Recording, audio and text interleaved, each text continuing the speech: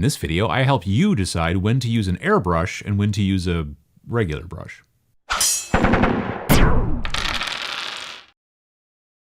So I asked a question of Uncle Adam's Irregulars recently.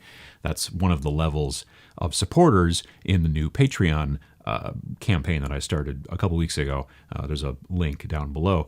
But I asked them, what are some topics you'd like to see me cover coming up in future videos? One of the topics that was mentioned was, when do you know when to airbrush versus regular brush, hand paint, whatever you want to call it. And that's a very good point, because some people, it seems to me, through my travels, such as they are, and talking to people more online, that's much more likely the case. A lot of people say, I don't want to get an airbrush because then I don't think I'm good enough, and then but it's kind of from the aspect of like, well, I'm not good enough to do the entire model in airbrush, so I shouldn't get an airbrush. And I think that's just kind of a misunderstanding of how the tool works and how you should look at it within your paint workflow, for lack of a better term. The thing that's great about an airbrush is that literally you can use it as little and almost as much as you want within your painting projects. When I first got my airbrush, the reason I did was because I live in a part of the country in America where for several months out of the year, and I've mentioned this before, it is an unholy frozen hellscape. Like right now. Actually, it's not that cold outside. It's only like 10 Fahrenheit, which is not terrible. But it's not good rattle can weather. You cannot go outside and spray prime a whole bunch of models so that you can bring them down to the basement or wherever it is you paint and work on them. So the airbrush gives me the benefit to be able to prime models at the very least year-round. And the thing that's great about it too is I can prime one model. You feel, at least I do, you feel really weird going outside with a rattle can to spray one model. I feel like it wastes a lot of paint. If I want to use my airbrush to prime one model, I can get it done in maybe 4, maybe 5 drops of paint, literally, maybe less, depending on how thick of a coat I want to put on that particular model.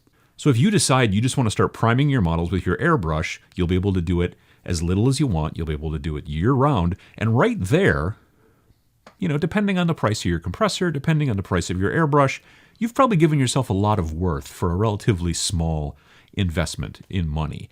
But the trick is that you can still go further than that. In the past, I have talked about the concept of underpainting.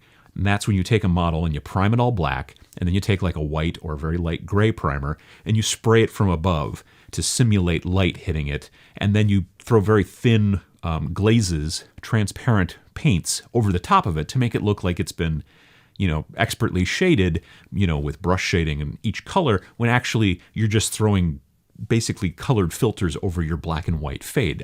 You can watch the video, pachow. And that's another great way. I do tons of models that way. I really love to paint that way because it makes the stuff look a lot better than my actual ability actually is. So here's an example, actually. This is one of the Vargeists I've been working on. I got a group of 3 of them here. I'm going to show you some zoom-ins here. But these guys are great models, but they turned out way better than I expected because I did the black and white kind of fade and then threw glazes on the top of them. These models really worked great. But the trick is that those glazes that I threw over the top of them, I put them on with a brush, okay? So I sprayed these. They were a white fade down to black in certain areas. Then I threw purple glazes on the wings and kind of a greenish sort of sickly-ickly color on the body. But then the hair, that's all done with brush and dry brush. The base, that's all done brush and dry brush. All the claws and talons and stuff, that's all regular brush layers and things like that, washes. So there's nothing wrong with mixing them. It's really actually the best way, in my opinion. I don't know basically anybody who does a model this size, a normal size model, in just straight airbrush. There are people who do big sculptures in completely in airbrush, I suppose, but for normal gaming tabletop models, it's always a mixture. And the trick is to figure out at which point you break from this is now done in the airbrush room, and now I bring it out onto my painting table and I get the brushes in hand. This is another example. This is one of my tomb blades from my new Necron kill team. So again, you're going to see a close-up. But these guys were basically just primed black, and then I used silver airbrush, and again, prime black with my airbrush, then silver airbrush to spray just the guys, the riders for the most part. The trick is that some extra silver, you can get pretty accurate with it, but some extra silver got in some spots that I kind of didn't want to, but that's okay because my next step was to come back then and then kind of cover up some of that stuff with either black washes, if that did the job, or I would just actually go back with some real thin kind of black paint and do some layers of that. And then I've got, you know, like the green orbs and the cords and all that other junk, but all of that stuff is done afterwards with the brush. There is nothing wrong with starting and doing airbrush, highlighting, shading, all that stuff, and then moving into throwing on normal washes and even dry brushing, you know, for edge effect. There are people out there that say, oh, you shouldn't dry brush for edge effect. You should actually edge highlight. Edge highlighting is really hard. If you're good at it, great, awesome. Because it looks amazing if you're really good at it. It also takes a ton of time if you're really good at it. Unless you're really, really good at it, then you're actually good at it and fast at it, like Sam is. But for the most part, most people have a hard time doing it quickly and well. But for dry brushing, there's no reason you can't dry brush over the fades and the things that you've done with your airbrush. It's just you're just trying to get to the finish line and make a good-looking model. When you're doing your base coating in colors, you don't have to start with black and white like I do when I do the, you know, in the underpainting video. This is a guy from Wrath of Kings. This is one of the fishmen, House Hadros. He's not actually a fishman. I forget what his he's got a strange name that I can't pronounce.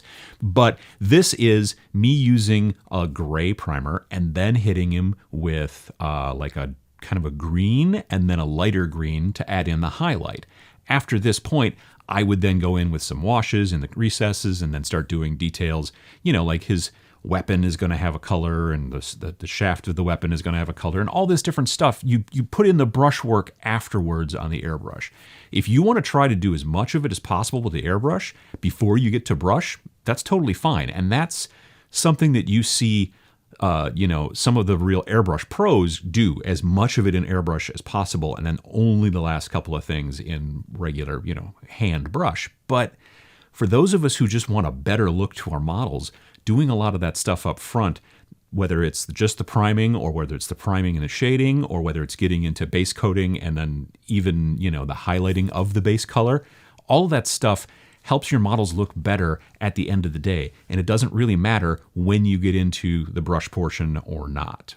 Just the last couple of things I wanted to show you. These are my Putrid Blight Kings from my Age of Sigmar army. These guys were all basically primed light gray. Then I went over with a pallid flesh kind of green color. Then I hit them from above with a lighter version of that. I just added a bit of white to it to kind of, you know, lighten it up and give them that sort of shade. Then everything else was using like sepia washes and then painting all the details, all the corroded weapons and the horns and the armor and the, you know, tabards and all that stuff. And then of course all the bases are all basically brush painted and dry brushing on the details and all that stuff. You have to really kind of figure out what works best for you. If you get an airbrush and the very first thing that you do is just start priming models left and right, just priming them black or whatever color you prime with, and just doing that, and that helps you along, great, that's step one. Once you get past that, maybe you're going to start doing the black and white fade thing, and then you find, you know, that you love painting that way with glazes and that kind of stuff, and that works great for you too. Maybe you get to the point where you start doing base colors and highlights and calling out different special areas and doing a lot of crazy shading and making them look really kind of airbrushy. That's fine too, but you don't have to go down any specific road. There's no hard and fast law that says you have to use airbrush on these steps and then after that you can't use airbrush anymore. There's nothing that says you can't try to do the entire model in airbrush. It's totally up to you. And the trick is that each of us finds our own kind of path, our own sort of process, a little bit through trial and error, admittedly. But the thing is that being a process such as this, you can start with just the priming, and then maybe you go into priming and the highlighting, and then maybe later on you're going to start doing the base coating, and then, you know, and you can keep building on it from there. As you paint, as you go from model to model to model, you will find the kind of steps that you like on how to do this, and it's going to really help your painting long term to start now and to get moving towards that end so you can figure out what process works best for you, mixing your airbrush and your regular brush.